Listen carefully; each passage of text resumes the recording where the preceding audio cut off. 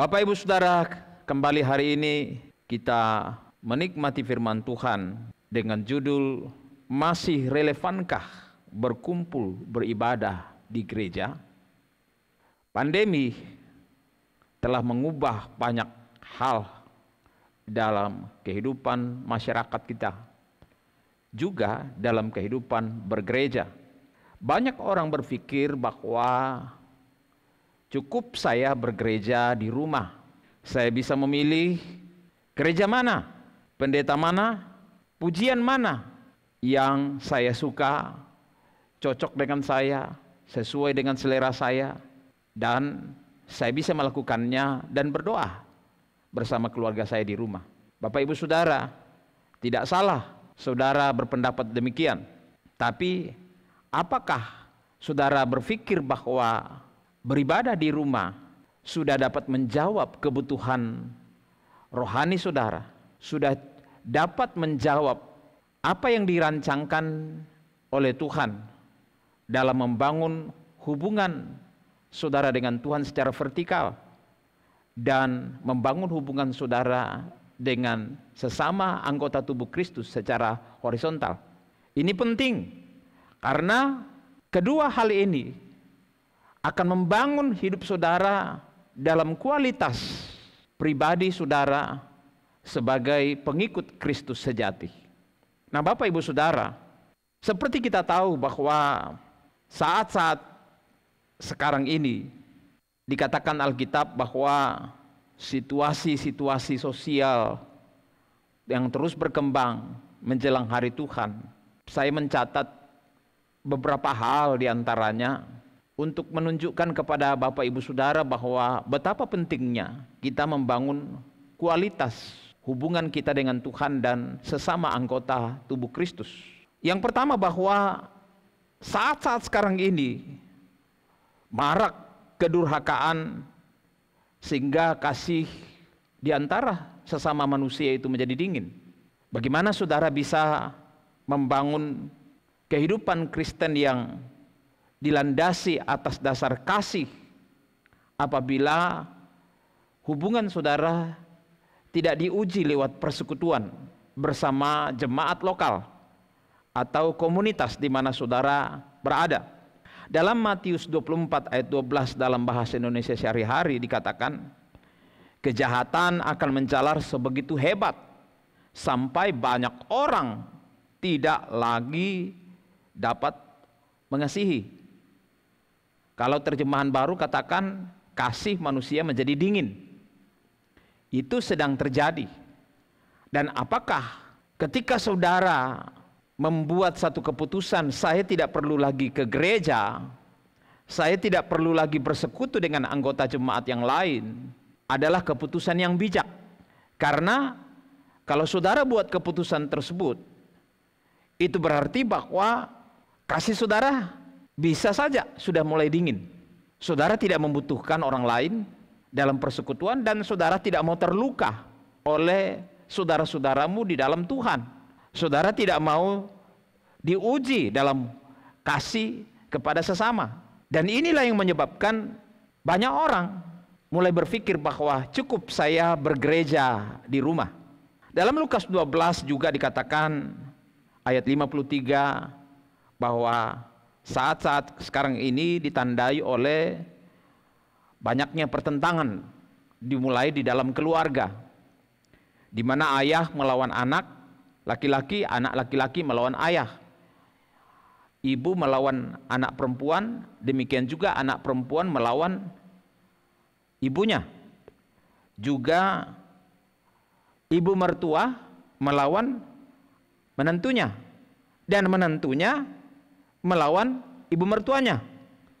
Itulah yang sedang marak terjadi karena kasih manusia menjadi tawar, sehingga terus terjadi pertentangan-pertentangan di antara sesama warga jemaat atau dunia di mana kita hidup saat ini, dimulai dari keluarga. Bahkan dikatakan oleh Matius 24 ayat 10 bahwa dunia di mana kita hidup saling menyerahkan dan saling membenci. Itulah situasi sosial yang sedang terjadi. Banyak orang akan murtad, dalam ayat 10 katakan, banyak orang akan murtad dan mereka akan saling menyerahkan dan saling membenci. Ya, itulah yang terjadi. Bahkan dikatakan bahwa banyak nabi palsu yang menyesatkan orang. Dalam ayat 11, banyak nabi palsu akan muncul dan menyesatkan banyak orang. Bapak Ibu Saudara, kalau kita mengamati situasi dunia sekarang ini, memang pemberitaan Injil, pemberitaan firman dapat terjadi di mana-mana. Itu berarti jemaat Tuhan terbuka terhadap semua bentuk pengajaran-pengajaran, entah sesuai dengan firman atau tidak sesuai dengan firman, entah sesuai dengan pengajaran Yesus atau tidak sesuai dengan pengajaran Yesus. Bapak Ibu Saudara, saudara jemaat Tuhan yang hanya mendengar dari media sosial atau dari YouTube atau pengajaran-pengajaran dalam bentuk lain, itu membuat saudara sangat rentan untuk tersesat. Kenapa? Karena tidak ada yang mendampingi saudara, tidak ada saudara yang menguatkan saudara, dan tidak ada pembina rohani atau pendamping rohani di dalam hidup saudara. Saudara memiliki kehidupan Kristen yang independen. Jadi saudara, menghadapi situasi-situasi seperti ini, apakah bergereja masih relevan? Atau saudara mengambil keputusan untuk tidak perlu lagi ke gereja, ya, tidak perlu lagi beribadah bersama jemaat, tidak perlu saya terikat dengan keanggotaan gereja, tidak perlu saya terikat kepada satu denominasi atau gereja lokal, dan tidak perlu saya bergabung dalam komunitas. Nah, banyak sekali orang Kristen sekarang, kalau boleh saya katakan, terjebak di dalam ibadah-ibadah gereja. Memang tetap pergi ke gereja, tetapi benarkah ia bertumbuh dengan sehat dalam persekutuan atau dalam ibadah-ibadah raya yang dilakukan? Bapak Ibu Saudara yang dikasihi Tuhan, seorang presiden Amerika yang ke-26, yaitu Theodore Roosevelt, yang memerintah Amerika tahun 1901 sampai 1909, pernah mengatakan begini, "Ya, saya tahu segala macam alasan itu. Saya tahu bahwa seseorang bisa beribadah di rumahnya sendiri seperti di gereja. Tetapi saya juga tahu bahwa sebenarnya manusia sebagai makhluk sosial tidak bisa menjalani hidup seperti itu. Dengan beribadah di gereja, kita akan melewatkan banyak kesempatan untuk menjadi alat Tuhan memberkati sesama. Di mana saat kita memberkati, kita sendiri pun pasti diberkati." Bapak Ibu Saudara yang dikasihi Tuhan, gereja harus mengambil keputusan, atau jemaat Tuhan, orang-orang yang telah ditebus dengan darah anak domba Allah, dalam situasi dunia seperti ini sekarang ini, harus membuat keputusan, apakah saya mau bergabung ke gereja lokal, apakah saya bergabung beribadah di gereja lokal dan masuk di dalam komunitas-komunitas pembinaan di dalam gereja lokal tersebut, ataukah tidak? Atau saudara hanya berpikir cukup saya pergi ke gereja beribadah pada hari Minggu? Apakah itu memang cukup untuk membawa saudara bertumbuh secara vertikal dalam hubungan dengan Tuhan dan bertumbuh secara horizontal dalam hubungan saudara dengan sesama anggota tubuh Kristus? Saudara perlu mempertimbangkan hal tersebut, karena saudara tahu gereja dibentuk oleh Tuhan Yesus Kristus dan dipelihara oleh Tuhan Yesus Kristus. Kita sudah membahas 2 minggu lalu bahwa Yesus hadir di dalam persekutuan. Bahkan 2-3 orang berkumpul karena nama Tuhan, Dia hadir dalam setiap persekutuan. Yesus hadir dan menyatakan kuasanya dan kemuliaannya di dalam setiap persekutuan. Nah, Bapak Ibu Saudara yang dikasihi Tuhan, gereja harus membangun kualitas dan kuantitas hubungan vertikal dengan Allah maupun hubungan horizontal dengan sesama jemaat. Tidak bisa tidak. Terlebih menghadapi situasi dunia dengan banyaknya guru-guru palsu atau nabi-nabi palsu, semakin banyaknya pertentangan-pertentangan, semakin besarnya persoalan-persoalan kehidupan antar sesama, kebencian-kebencian antar sesama, kedengkian-kedengkian antar sesama, bahkan di dalam keluarga. Apa yang menjadi pegangan saudara menghadapi situasi ini? Saudara akan rentan sekali mengalami kehancuran, mengalami kemerosotan secara rohani, mengalami tekanan-tekanan secara rohani, bahkan kemurtatan apabila saudara tidak membangun hubungan vertikal dengan Tuhan dengan lebih baik dan sekaligus membangun hubungan persekutuan dengan sesama anggota dengan lebih baik. Pertanyaan penting bagi setiap kita saat-saat sekarang ini sebagai jemaat Tuhan atau sebagai gereja adalah, apakah persekutuan-persekutuan yang kita adakan selama ini, misalnya ibadah raya, persekutuan doa, kebaktian rumah tangga, persekutuan komsel atau komunitas kecil di dalam jemaat lokal, apakah telah menjawab segala sesuatu yang saudara butuhkan untuk hidup mengiring Tuhan? Ini penting sekali. Kalau kita baca Ibrani 10 ayat 24 dan 25, penulis Ibrani mengatakan, dan marilah kita saling memperhatikan, supaya kita saling mendorong dalam kasih dan dalam pekerjaan baik. Janganlah kita menjauhkan diri dari pertemuan-pertemuan ibadah kita, seperti yang dibiasakan oleh beberapa orang. Tetapi marilah kita saling menasihati dan semakin giat melakukannya menjelang hari Tuhan yang mendekat.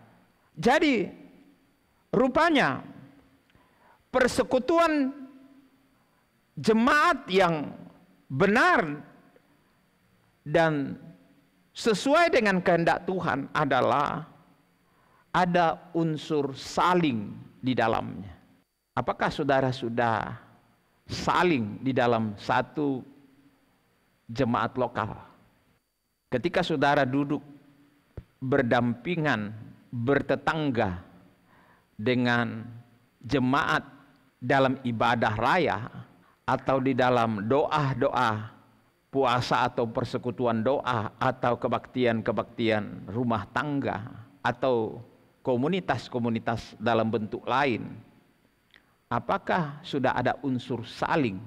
Atau saudara tidak tahu, tidak kenal satu dengan yang lain? Saudara tidak tahu persis seperti apa kehidupan dari tetanggamu duduk. Saudara mungkin tidak tahu tetangga dudukmu itu sedang kesulitan, sedang sakit, sedang putus asa, sedang bingung, sedang galau, dan sebagainya. Apakah saudara tahu? Sebaliknya, apakah saudara berani memberitahukan keadaan saudara kepada tetangga dudukmu dalam setiap ibadah lokal, ibadah raya, kebaktian-kebaktian, persekutuan-persekutuan yang saudara lakukan? Beranikah engkau mempercayakan persoalanmu? Atau saudara enggan, takut, karena nanti bisa jadi bahan cerita? Saudara malu, nanti direndahkan. Saudara malu, nanti dianggap apa? Atau jangan sampai orang berpikir, tetanggamu berpikir, sesamamu berpikir, ah dia ini butuh ini, butuh itu, cerita saja persoalannya. Selesaikanlah persoalanmu sendiri. Bapak Ibu, inilah fenomena gereja. Fenomena gereja yang kalau boleh saya katakan anggota tubuh Kristus semu, tidak real. Anggota tubuh Kristus kasar kalau saya katakan palsu. Karena tidak ada hubungan, tidak ada unsur saling di dalamnya, tidak ada keterikatan di dalamnya, tidak ada keberanian untuk mempercayakan persoalan kepada sesama anggota jemaat yang hadir dalam kebaktian? Adakah unsur saling memperhatikan dan adakah unsur saling mendorong dalam kasih dan pekerjaan yang baik? Walaupun ayat 25, jangan menjauh dari pertemuan ibadah seperti kebiasaan banyak orang. Tapi perhatikan baik bahwa dalam setiap pertemuan ibadah yang harus semakin sering dilakukan, semakin giat dilakukan, baik membangun kualitas maupun kuantitasnya, ada unsur saling di dalamnya, seperti saling menasehati dan seterusnya.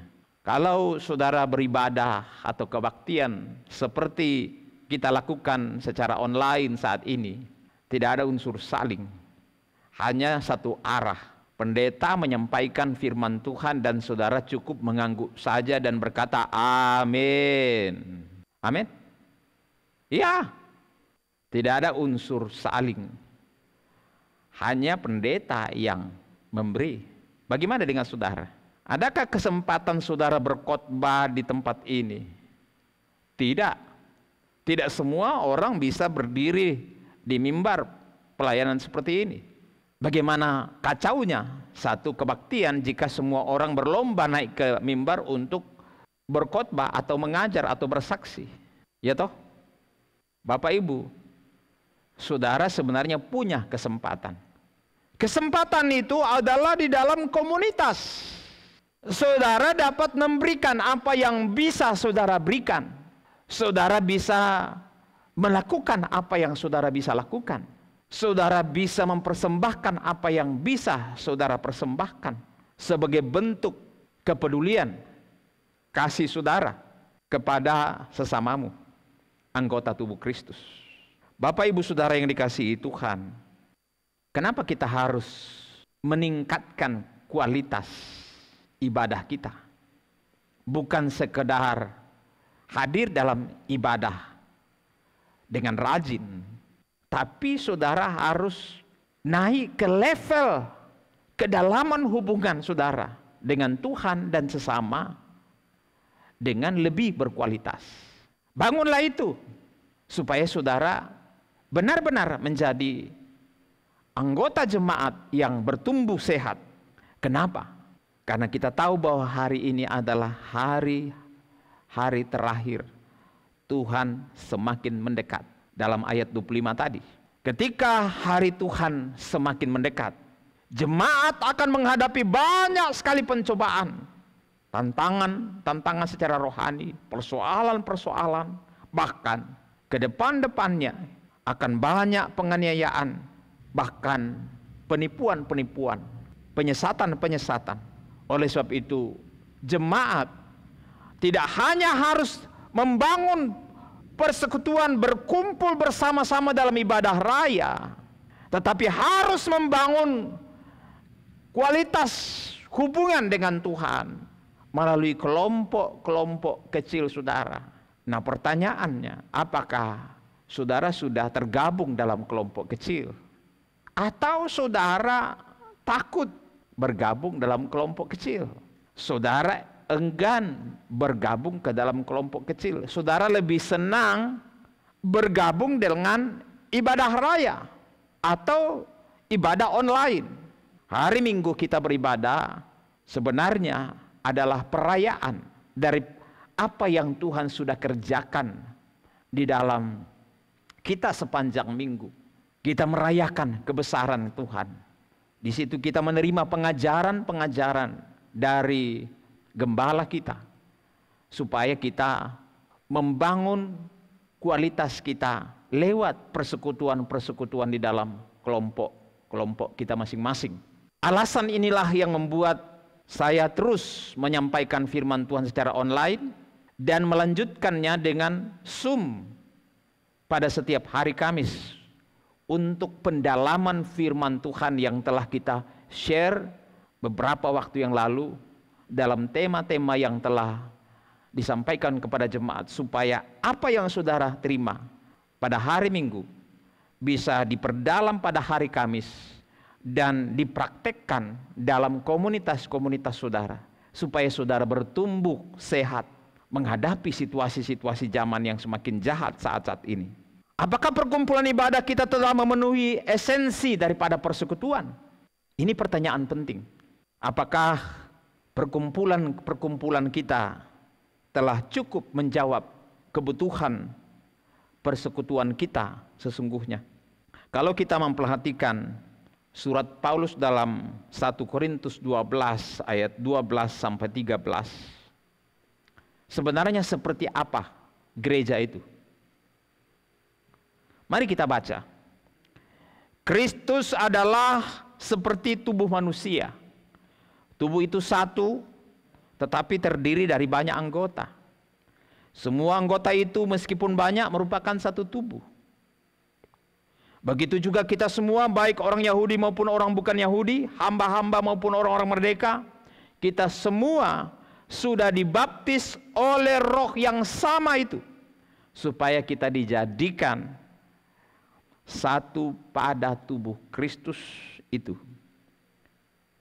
Kita semua juga mengalami Roh yang satu itu sepenuhnya. Bapak Ibu, jadi kalau saudara tergabung dalam sebuah gereja lokal, saudara sebenarnya satu dengan tetangga dudukmu. Tapi apakah tetangga dudukmu mengalami hubungan yang baik dengan dirimu? Apakah tetangga dudukmu dalam setiap ibadah mengetahui persoalanmu? Atau apakah engkau tahu persoalan dari temanmu, tetangga dudukmu dalam setiap ibadah? Bapak Ibu Saudara, mustahil saudara mengalami hal ini, apalagi jika gereja di mana saudara ada itu hanya sekedar perkumpulan massa. Saudara tidak akan mengalami hal tersebut. Apakah saudara tergabung ke gereja besar atau gereja kecil, beda-beda tipis saja. Kecuali saudara membangun hidup saudara layaknya anggota tubuh satu dengan yang lain. Dia adalah bagian dari hidupmu, terhubung oleh darah anak domba Allah, terhubung oleh satu Roh, yaitu Kristus. Kita telah dibaptis dalam Roh yang sama. Kita telah dijadikan satu pada tubuh yang sama, yaitu tubuh Kristus. Dan kita mengalami Roh yang sama, yaitu Roh Kristus. Ayat 27 katakan, kamu semua adalah tubuh Kristus dan kamu masing-masing adalah anggotanya. Benarkah seperti itu telah terjadi dalam hidup saudara? Seperti bayangkan kalau tangan kanan saudara atau katakanlah jari kelingking saudara terluka, apakah saudara cuek saja? Tentu tangan saudara yang lain akan membantu untuk membalutnya.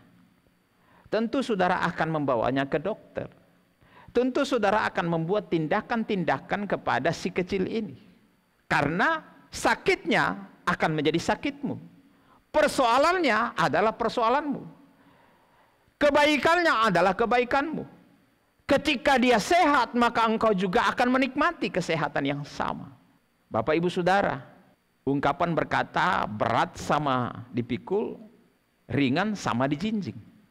Apakah saudara sebagai anggota jemaat sudah puas dengan kekristenan yang hanya seremoni kebaktian, tetapi tidak punya hubungan? Bisakah jari kelingking ini tidak punya hubungan dengan jari kelingking yang di sebelah kiri?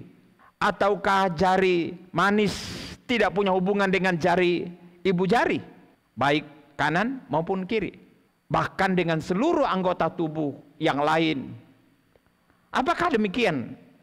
Makanya Bapak Ibu Saudara, jikalau saya katakan kekristenan yang ada sekarang ini itu adalah kekristenan yang semu, karena tidak membangun hubungan sebagaimana selayaknya anggota tubuh Kristus. Atau yang lebih kasarnya saya katakan palsu.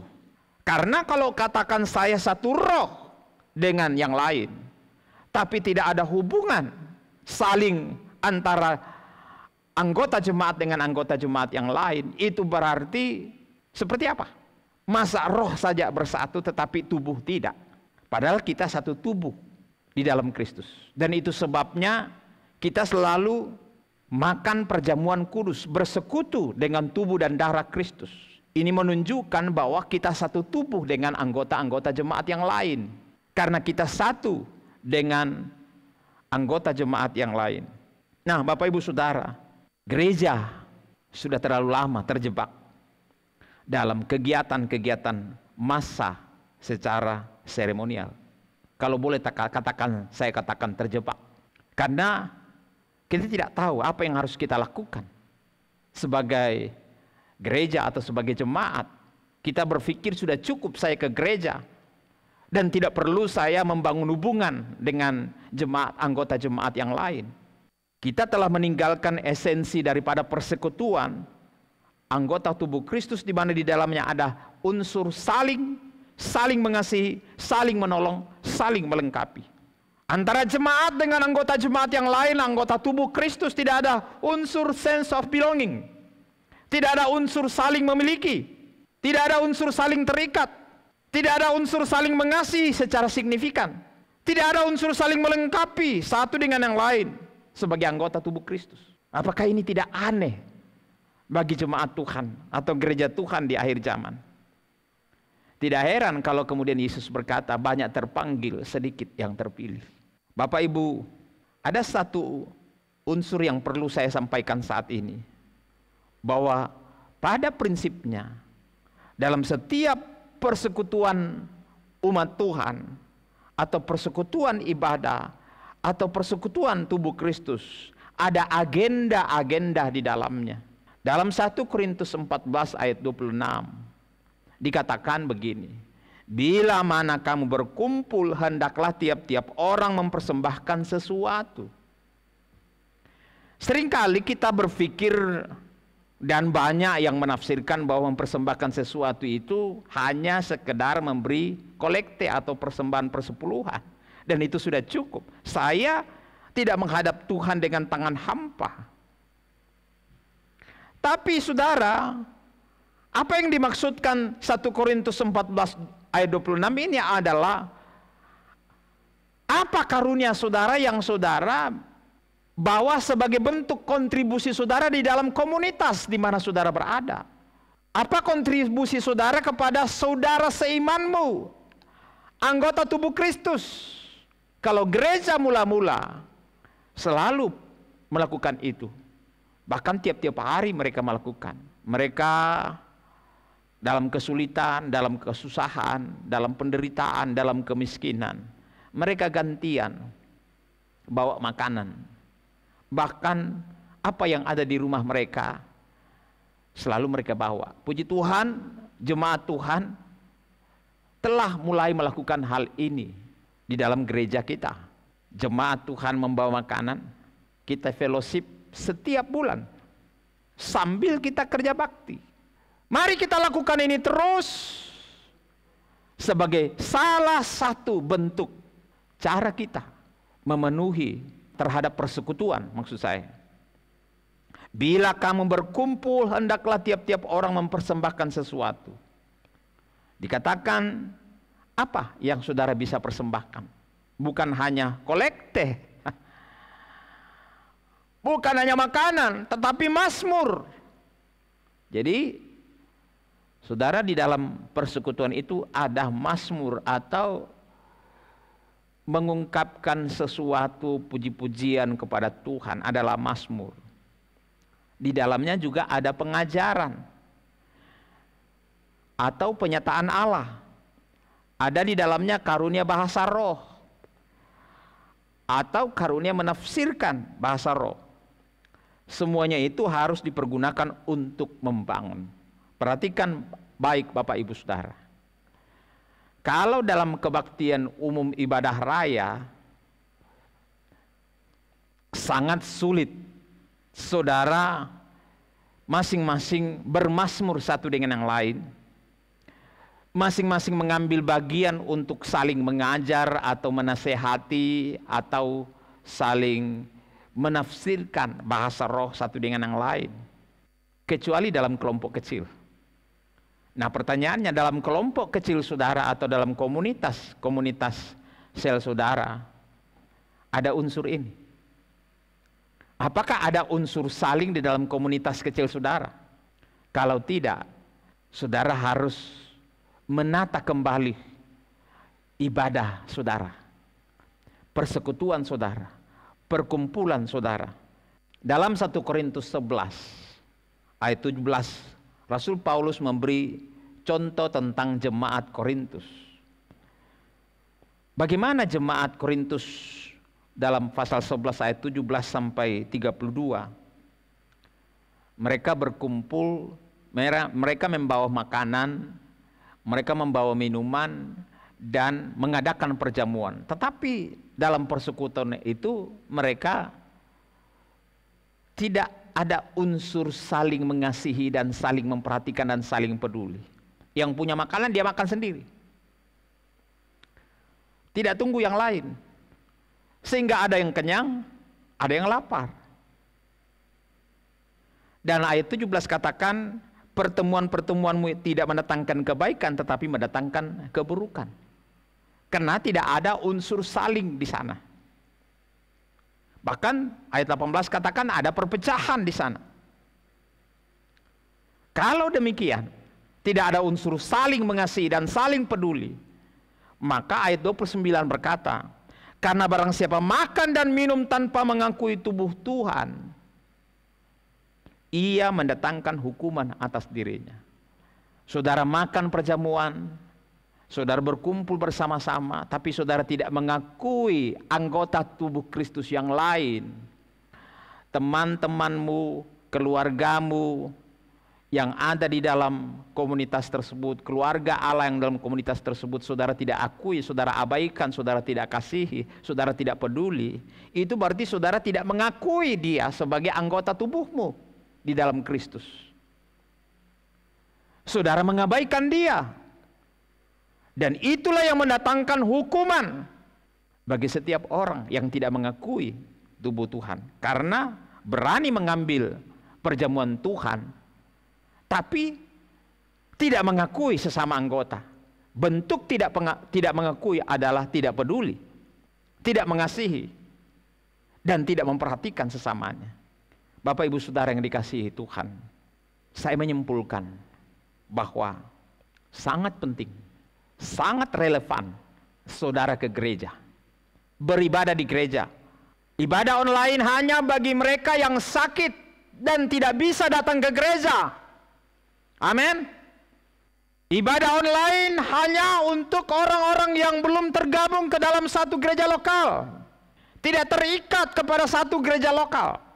Tapi catatan bahwa kalau saudara sudah rajin beribadah atau terikat, tertanam dalam satu gereja lokal, jangan berhenti hanya ikut ibadah raya. Amin. Bergabunglah ke dalam komunitas, karena komunitas adalah penjagamu. Kesempatan berikut akan saya bicarakan apa yang harus kita lakukan di dalam komunitas kecil kita. Bagaimana komitmen Anda dalam beribadah di gereja lokal selama ini? Apakah menurut Anda beribadah dalam perkumpulan raya di gereja itu sudah cukup membangun kualitas saudara sebagai orang yang beriman? Tentu sangat tidak cukup. Saudara harus membangun dalam komunitas-komunitas saudara, bukan hanya di gereja, bukan hanya di dalam rumah, tetapi antar sesama anggota tubuh Kristus yang lain, yaitu dalam jemaat lokal saudara. Nah, apakah saudara telah memahami bahwa saudara membutuhkan komunitas-komunitas kecil ini untuk saudara bertumbuh secara kualitatif dalam hubungan dengan Tuhan dan hubungan dengan sesama anggota tubuh Kristus? Buatlah keputusanmu untuk bergabung dalam komunitas. Jangan cukup datang ke gereja beribadah. Pendeta senang-senang saja kalau saudara datang, dan banyak pendeta berpikir cukup mereka datang ke gereja. Saya mau beritahu, tidak cukup saudara hanya datang ke gereja, apalagi saudara yang Senin Kamis. Syukur kalau Senin Kamis ya, Artinya rajin itu kalau Senin dan Kamis bersekutu. Tapi kalau sebulan sekali datang ibadah, kadang-kadang datang, kadang-kadang tidak. Bapak Ibu Saudara yang dikasihi Tuhan, buatlah keputusanmu agar saudara bisa bertumbuh sehat, dan komunitas saudara menjaga saudara siang malam dengan doa-doa masing-masing. Kita harus saling mendoakan, saling menguatkan, saling mengasihi, saling peduli, saling kenal. Ada haleluya. Tuhan memberkati kita. Amin.